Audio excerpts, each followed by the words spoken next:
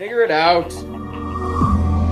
Hello, this is Adam Koralik from Figure It Out Productions. The following video is a video of some kind, and I hope you enjoy it.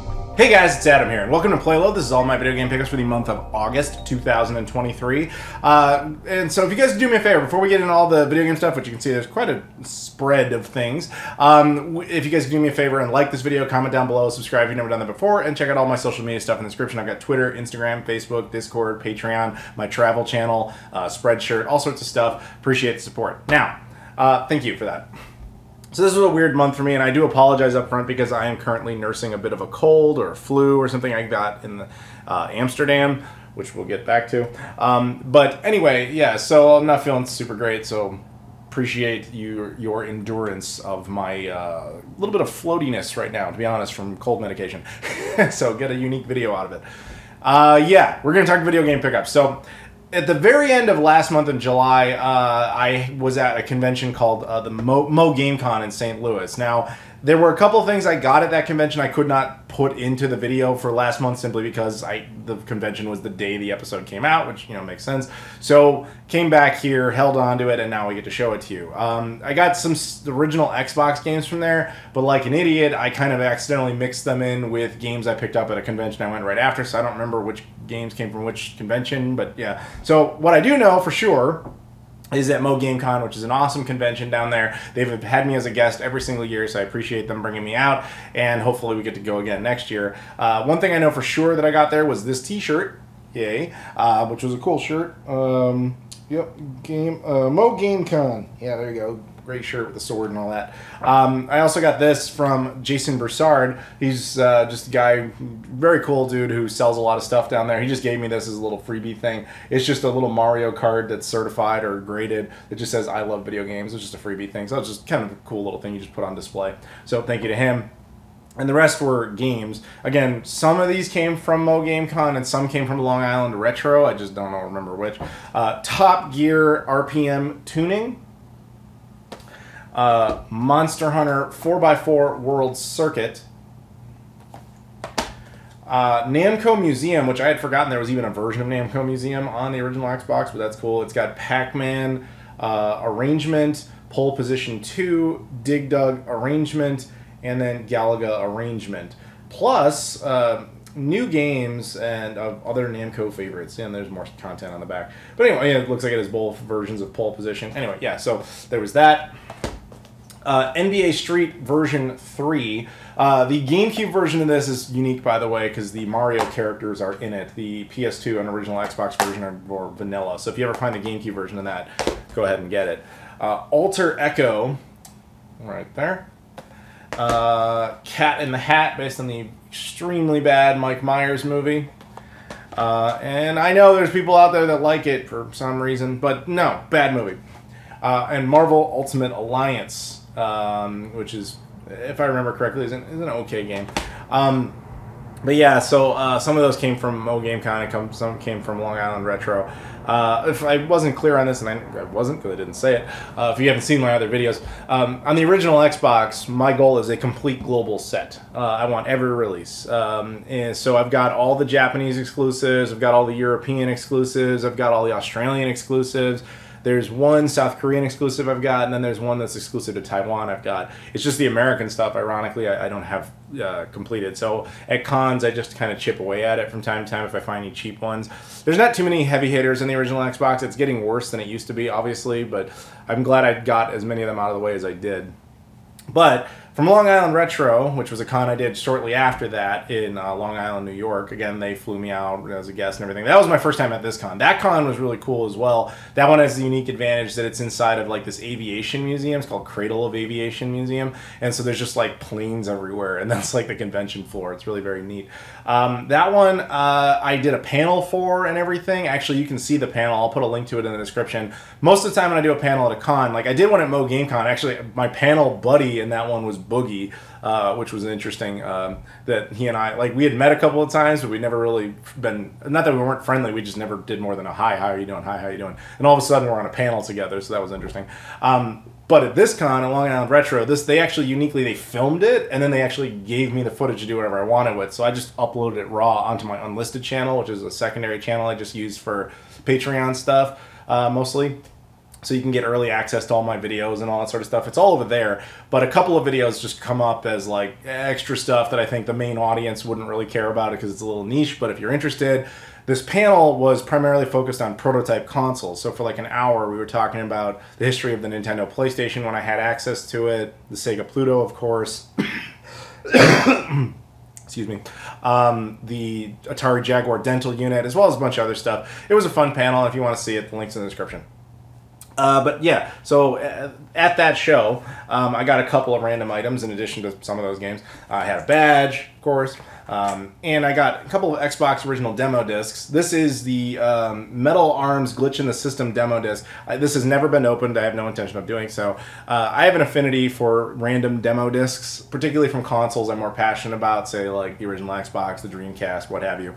There was this one guy who had this like giant, like just tub full of demo discs. I'd never seen anything like it. It was mostly PlayStation 2 stuff, but yeah, there was some Xbox stuff in there. The problem with PS2 stuff is just there's so much of it. It's like unless you're super passionate about it, it gets overwhelming to the point where you're like, I'll just cherry pick. But with the original Xbox, they didn't have nearly as much, so it's kind of easier to be more all-inclusive, if you will. This one I'd never seen before. Demo disc, not for resale, version 4.4. I'm pretty sure this was like a kiosk demo disc. This one is open, but it doesn't really offer any information as to what's actually on the disc. This is 2005, so this is very much near the end of the original Xbox lifespan because the 360 came out in that same year. So I don't know. I haven't had a chance to pop it into the console, and the reason for that was that so I flew 3 out of 4 days in a row. I flew to New York on a Friday, did the con on Saturday, flew back to Chicago on Sunday, and then Monday flew to London, Tuesday landed in London. So I didn't have time to do anything, and I just got back. So, excuse me. We'll get back to that, though. Also, this guy who had all the demo discs was selling, oddly enough, Amiga CD32 stuff. Didn't see that one coming, but demo discs specifically. And the two he had, these are from the CD32 Gamer magazine. This is issue number 17, and this is issue number 20. Older, astute viewers of the channel will know, yes, I am the oddball American with an Amiga CD32, a system that basically never came out here. Technically came out in Canada, but never in the US. I've done videos on it. But it had a bunch of, it was much more popular in the UK specifically, and parts of Scandinavia. But this guy at Long Island Retro had a couple of demos. So I had done a video, I think it was like not quite a year ago, but a little while ago, where I had shown a whole bunch of Amiga CD32 demo discs I managed to pick up in the Republic of Ireland at a store called The Rage. And I had kind of gotten everything I could. That dude had like volumes 1 through 15. I managed to get them all. I had no idea how many there are, but if there were any more, wouldn't know. But this guy, same set, number 17 and 20, so plugged a couple of holes, which was nice. And they were really cheap, too, because it's like nobody buys Amiga CD32 stuff over here, if you can find it. And the last thing I got at that con was a bonus. I told you I was doing that panel, and afterwards there was a guy who came up to me. His name is Rob, because there's actually a law in New York and New Jersey they both agree on, which is that every third person has to be named Rob. So, of course, he was Rob.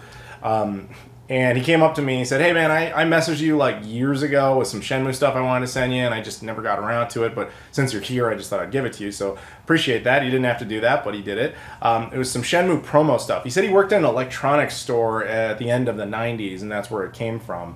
I thought at first it was like GameStop stuff, but no, it wasn't.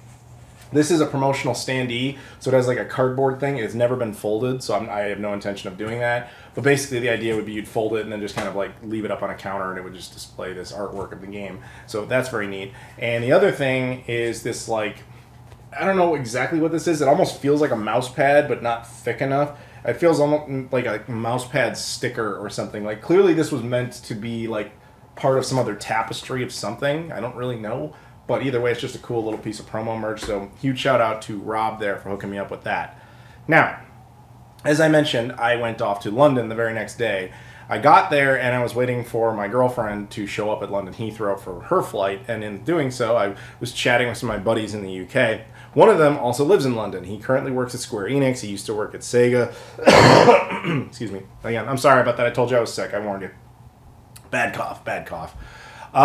Anyway, so he was like, hey man, I'll pick you up at the airport and give you a ride to your hotel, like, you know, save you some money. And I was like, oh cool, you don't have to do that, but thank you. He was like, ah, no problem, I live real close.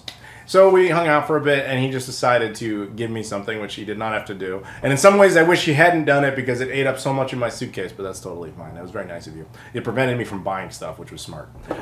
He gave me this, a Soul Calibur 5 Xbox arcade stick, which was an interesting choice. Because first of all, it's just kind of an expensive piece of kit, but also because it's cool. But the biggest thing, the reason this was special, as he said, it's not just the arcade stick. This was actually the one that Bandai Namco, one of the ones, Bandai Namco actually had for internal testing, and it's actually signed on the back by the dev team. That's cool. And then it's got a card down here of, I guess, the guy who owned it at the time. I'm not really sure. But, yeah, it's an autographed Soul Calibur 5 arcade stick from the dev team, which I think is neat. So, huge shout out to my buddy Ibrahim for that. Next up, we got some stuff I actually picked up down in Amsterdam. So, after London, we took a British Airways flight down to Amsterdam, which that was my mistake. I have this policy where I only fly United Airlines, but you can't fly United Airlines from like London to Amsterdam. You'd have to change planes in like New York or something, which makes no sense. So of course, logically, you don't do that. And that was the flight in which we got sick. There was this guy. He was Dutch. We found out later because he was confused about how immigration worked when you are a Dutch. It doesn't matter. He was Dutch. And he was coughing his brains out on that flight, like just kind of like you've been hearing me do a little bit, just these thick, nasty coughs, sneezing constantly. I'm like, there's no way we're not going to get sick sitting next to this dude. And so for like one day of tourism in Amsterdam, we were fine. And then, excuse me, we were bedridden the rest of the week. And, still haven't really recovered. We kind of forced ourselves out and about, like towards the end of the trip, just to do something interesting. We technically went down to Belgium, which was cool. You guys will see all this on my travel channel if you watch it. It's a lot of fun. There's this town in the southern part of the Netherlands that I don't remember all the details of it, but like part of it belongs to Belgium. So it's got a bunch of Belgian enclaves, but it's like almost looks completely random. If you look at it on a map, it's like you'd think, okay, this town cut in half. One side's the Netherlands, one side's Belgium, but it's not like that. It's like a bunch of random Belgian enclaves inside of the southern part of the Netherlands. So you'll be walking down the street and you'll just go between countries. In fact, there will be houses where the border runs right through their house. So like your bedroom can be in the Netherlands while your kitchen is in Belgium. It's very bizarre. One house in particular that's famous is that the border runs right through the guy's front door. And that's fascinating because they had determined legally your nationality was determined by where your front door is, which country it's in. His unique case, he ends up being a citizen of both. So it's bizarre. But anyway, so yeah, that was fun. You guys will see the video on that. But while I was in Amsterdam, I managed to pick up a few things. The first one I got, which was just for comedy purposes, because I just thought this was a very interesting device. Amsterdam's known for the weed. Let's keep it real. And I saw this in a gift shop. Yeah, it says Weed Amsterdam with like drugged out Mario. I mean, I hate the Nintendo Wii, but I had to get this because I thought that was hilarious. It's a Zippo. It's a lighter. It doesn't have any oil or anything in it. There's no lighter fluid. I don't intend to use it for any reason. I just thought it was a really neat little display for like €1 or whatever. This is the kind of thing Nintendo sues people over. But anyway, yeah, I thought that was neat. Got a few games as well. The dude who took us down to the Belgian thing I was talking about is a guy from Amsterdam. He's in my Discord, actually. He goes by the name Portugal of Amsterdam. And he wanted to hook me up with some stuff because he had actually braved the front. While we were sick, he was like, hey man, I'm only like 5 minutes away from your hotel. If you're cool with it, I'd love to meet you for a minute. I understand you're sick. I'd love to see the Sega Pluto, and I'll give you some stuff. And I was like, if you're sure, man, I was willing to go down to the lobby, and that was pretty much it. The trip was so ruined by this. Sorry. But anyway, yeah, so he gave me a couple of things, which he didn't have to do. I would have, appreciate it, but he didn't have to do that. The first thing he gave me was an odd original Xbox release. This is Club Football 2005, specifically the Ajax Amsterdam version. This requires a little explanation. This is a sports game, Club Football 2005. I already have, sort of. This is a unique release in the original Xbox set. So, and I'm assuming the PlayStation 2 set as well. So this release came out in 2005, well, probably technically 2004. That's how sports games work. But yeah, Codemasters that year had this idea where rather than just doing an updated version of the game, they decided to do multiple updated versions of the game. This is actually released like 30-odd times. where every single team in that league got their own special edition, which you might be thinking, oh, is that just a cover variant? As I understand it, it's more than just a cover variant. It's actually like you play as that specific team. So technically it's 30 different builds of the same game, but it's technically, as a result, 30 different games. So as someone who wants a full Xbox set, as mentioned before, I was kind of on the fence of like, do I need all 30 or is one satisfactory? I ultimately decided that one was satisfactory. So this is just a bonus that goes into that. If you are a purist though, and you're like, I need a full Xbox set, one can debate that you do need all versions of this. To put it into more like, let's say, American compatible terms, let's imagine for argument's sake that 2K came out with NBA 2K23 this year. And rather than releasing that same game all over the country, they said, okay, in Chicago, you're going to get the Chicago Bulls edition where you can only play as the 2023 Chicago Bulls. In Dallas, you can only play as the 2023 Mavericks. Excuse me. And so on and so forth. You might be like, that's a little annoying, especially if you're not a fan of that particular team in your region, but that's just a thing. So that's what they did. I've never seen anybody else do that. I don't know if that's good or bad, but that was interesting. So thank you to Portugal of Amsterdam for the hookup. He also gave me one other thing, which is very funny because it's such a valuable game, except there. This is, for the Philips CDI, Link, the Faces of Evil. This is one of the infamous Unholy Triforce Zelda games for the Philips CDI, which I already have all three of these, and I told him that. And he's like, I don't know, I want to give it to you anyway because it's the weird Dutch version. So a little history. The Philips CDI is the last home console ever made by any European country. And I'm including things like the N-Gage. I know it's from Finland, but it wasn't a home console. The last home console, standalone home console, was the Philips CDI. It was the last one that came out of Europe. The Canadians even came out with the Game Wave in 2008. Europe, get it together. Have a new console. Anyway, excuse me. The system, because it came from there, was also much more stupidly popular there.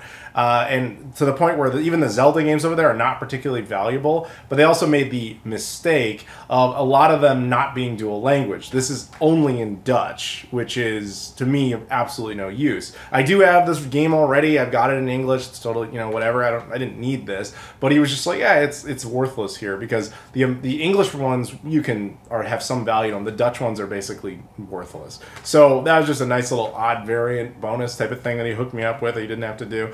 But he said, the game is still totally playable. It's just like the FMV cutscenes and stuff, or he's like, they're already hilarious enough as it is, and now you're hearing them in a language that sounds kind of goofy to someone who can't speak it, so it's just comedy gold. But yeah, appreciate that. The next stuff I got was actually some GameCube stuff. I actually picked this up at a store called Game Over, which is really the only true retro game store in Amsterdam, to my understanding.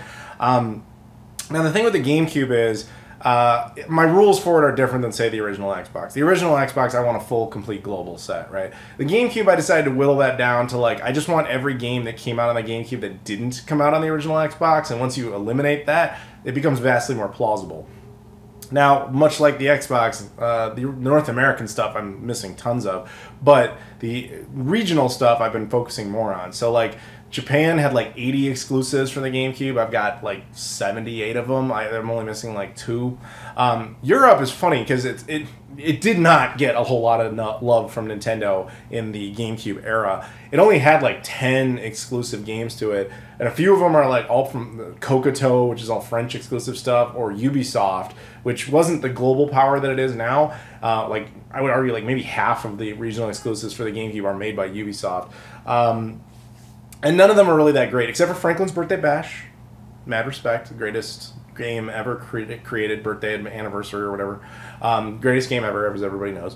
But outside of that, there wasn't a whole lot. So you don't really see those very often, but they had a couple, and they were not that expensive, so I just went for it, because they were definitely cheaper there than they were for me to like import them. So, first one up, and this one was weird, because this wasn't on my list. I just noticed it, and then I was like, I don't remember ever seeing this anywhere, and did some looking on my phone, and I couldn't find any record of this game existing in any other form. So if anybody out there was a little bit more of an internet sleuth than I was on this, because I was just kind of standing in a store reading really quickly, let me know. International Superstar Soccer 3. Now, this game did come out on the PlayStation 2, but to my understanding, it never came out on the original Xbox, and the only area of the world it came out on the GameCube in was Europe. Now, if this was renamed something else and released in the States or released in Japan, that would be news to me. But as far as I know, this only came out on the GameCube in Europe. But again, if anybody is more certain of that, do tell. Because I did find it odd that Konami, which is a Japanese company, would not have released this on the GameCube in Japan. But as far as I can tell, they didn't. That said, I would have preferred the European version over that anyway.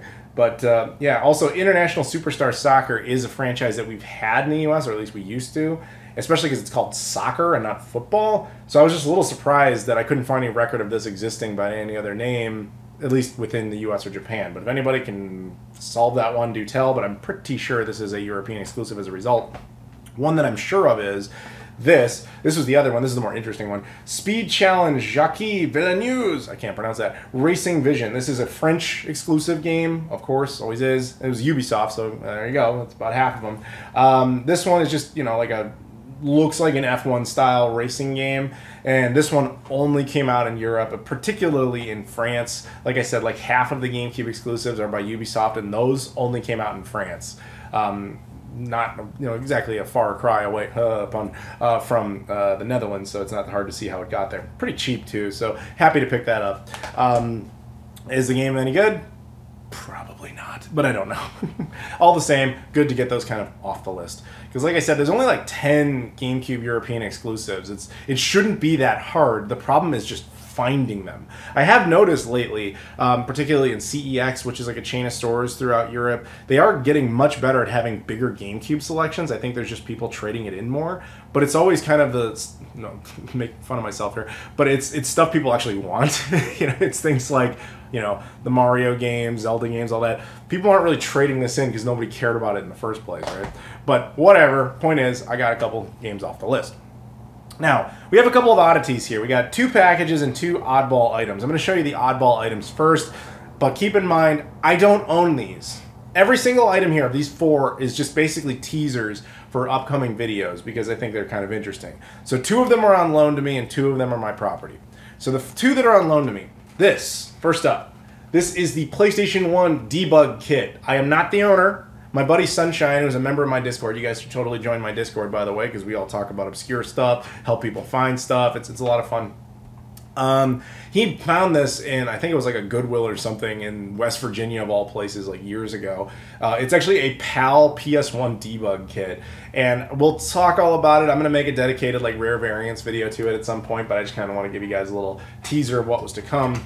And the other thing he loaned me, which is very similar and funny, is a GameCube with the exact same color scheme, which is hilarious because they're made by different companies, Nintendo and Sony, in different eras, 5th gen, 6th gen, but for some reason they use the same color plastic. Now this GameCube is a little bizarre because it's not really a GameCube per se, it's what's called an NR reader.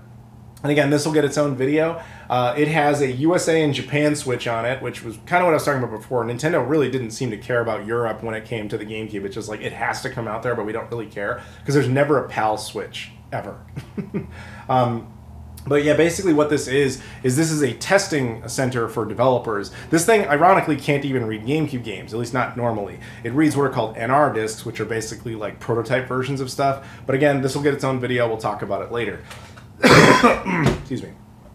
Now, 2 things we also will be making videos on that I'm actually the owner of. First up, we have this package. This package actually comes to me from a company called Unitech. They were just like, hey, we have this thing, we think you might like it, so if you want to check it out, if you're interested. And I was like, yeah, absolutely. So again, this will get a video, just a little teaser for it. This is the multi-port Switch card game reader, or well, Switch game card reader. Basically what this is you mount this to the Nintendo Switch, and it allows you to have additional cartridge or cart slots, technically 8, 4 of which are active and 4 of which are just storage. So once it's mounted in there, there's actually a little button that allows you to switch between physical carts. I think that's pretty neat. Again, this will get its own video. This is just kind of a teaser for it. I'll put a link in the description, though, if you want to check it out now. It's pretty cheap, too, from my understanding. But yeah, to full disclosure on that, they did send that to me for free for the purposes of review. But again, it'll get its own video. Now, we are going to show you something really special here. Really, really special. And I'm really regretting that I don't have... Oh, no, here it is. I have the knife. This is a weird one. Very cool one. One that I've wanted forever. and hopefully I'm not about to be heartbroken here. What happened is a guy in my Discord, whose name is Blue Fates, he is a Canadian who lives relatively around Saskatoon, Saskatchewan. He went into a retro video game store up there and saw something. Something he was like, oh, I bet Koralik's going to want that. So he takes some photos, sends them to me, says, are you interested? I'm like, of course I'm interested, but I'm sure it's ridiculously expensive. And then we looked at it and realized it kind of wasn't. You know, with the Canadian to American exchange rate, I basically paid for this less than I would have paid for it had I found it in Japan. It is Japanese. How it ended up in Saskatoon, I do not know. It does imply, based on its condition, that it was previously owned by a collector who probably got it themselves and never used it, and then parted ways with it for whatever reason, and there it was just sitting there. So I went, okay, yes, I want it. So while I was in Europe, he bought this. I paid him for it, and then he shipped it to me. It made its way from Saskatoon down to Toronto, then Toronto to Chicago, and here it is. So this is a special one. This will one day get its own video. This thing is so uncommon. I've only ever seen it twice. Once in a private collection and once at a Sega event, which will give you a huge clue. Now, you can find this online. I'm not saying you can't, but I've been to Japan 20 times, 2-0. And I have never found one of these available for purchase, save once. I guess this now counts as the third time. I saw it at a Super Potato once, but you don't buy stuff at Super Potato because you just go in there to laugh at the prices. Basically, this costs half of what Super Potato is charging. And Super Potato is actually Japanese. So, let's see here. Maybe I can... What's the best way to do this? Also, Blue Fates decided to do an unboxing video of this thing. It's on his channel. I'll put a link in the description or the pinned comment or something like that, but it'll be available if you just want to see it in greater detail. But here we go. Make sure there's nothing else in there. Doesn't look like it. Well, it looks like there's a receipt, but that's no big deal. Yeah. It is a Sega Mega Jet. Oh yes! Everybody out there, all my nerds, be jealous. We got a Sega Mega Jet up in here. The Sega Mega Jet, again, I'll do a whole video on this at some point in rare variants. This is an odd one.